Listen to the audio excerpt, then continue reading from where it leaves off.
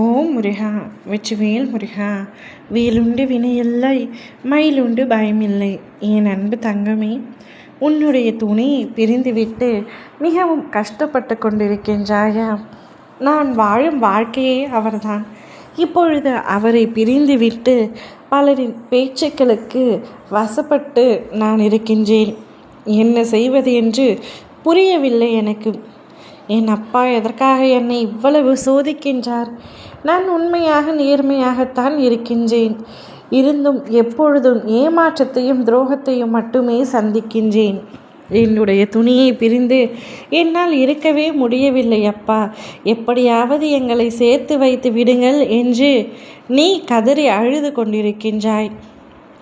ஆனால் அங்கு உன் துணையோ வேறு ஒரு திருமணத்திற்கு தயாராகி விட்டார். அவருடைய குடும்பத்தாருடைய பேச்சை கேட்டுவிட்டு உன்னை வேண்டாம் என்று சொல்லிய உன் துணை இப்பொழுது அதே குடும்பத்தாரின் பேச்சை கேட்டு வேறு திருமணம் செய்யக்கூட தயாராகிவிட்டார்.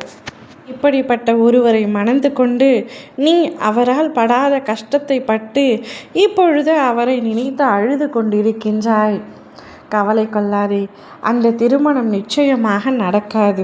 என்னதான் அவர்கள் திருமண மேடை வரை ஏறினால் கூட அந்த திருமணத்தை நிச்சயமாக நான் நடத்த விட மாட்டேன்.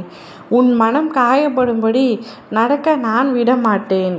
உன்னுடைய துணை நிச்சயமாக உன்னிடத்தில் மனம் திருந்தி வருவார்.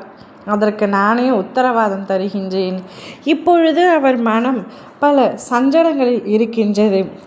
மனம் தள்ளாடி கொண்டிருக்கின்றது.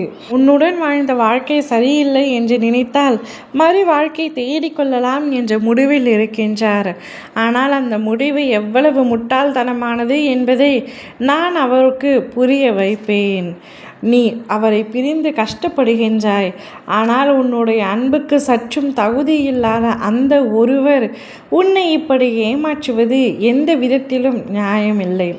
அதற்கான தக்க தண்டனையை நான் அவருக்கு கொடுத்தே தீருவேன். உன்னை புரிந்து கொள்ளும் நேரமும் காலமும் கூடிய விரைவில் வரும். அப்பொழுது மனம் மாறுவார், மனம் திருந்துவார் உன் துணை. குடும்பத்தாரின் பேச்சை கேட்டுக்கொண்டு உன்னை கஷ்டப்படுத்தியதற்கு உன்னிடம் மனதார மன்னிப்பு கேட்பார். மன்னிப்பு கேட்டு அழுவார். ஆனால் அப்பொழுது அவரை ஏற்றுக்கொள்வதும் ஏற்றுக்கொள்ளாததும் உன்னுடைய விருப்பம்தான். நீ ஏற்றுக்கொள்ளத்தான் வேண்டும். அப்பொழுதுதான் உன்னுடைய வாழ்க்கை நன்றாக இருக்கும் என்று உன்னுடைய பெற்றோர்கள் மாறி நான் சொல்ல விரும்பவில்லை. உனக்கென்று ஒரு மனம் இருக்கின்றது. அந்த மனதிற்குள் ஒரு விஷயம் தோன்றும். அப்படி அவரை ஏற்றுக்கொள்ள வேண்டும் என்றால் மட்டும் ஏற்றுக்கொள். இல்லை என்றால் உன்னை தாண்டி அவர் ஒரு வேறு பொண்ணை திருமணம் செய்து கொள்ள வரை சென்றுவிட்டார். அவரை நீ ஏற்றுக்கொள்ள வேண்டுமா என்று உன்னை நீயே கேட்டுக்கொள். கேட்டுக்கொண்ட பின் என்ன முடிவை எடுக்க வேண்டும் என்பதை நீ எடுத்துக்கொள். உன்னுடைய வாழ்க்கை நிச்சயம் உன்னுடைய கைகளில் தான் இருக்கின்றது. அதை சரியான வகையில் பயன்படுத்திக்கொள். ஓம் முருகா வெற்றிவேல் முருகா.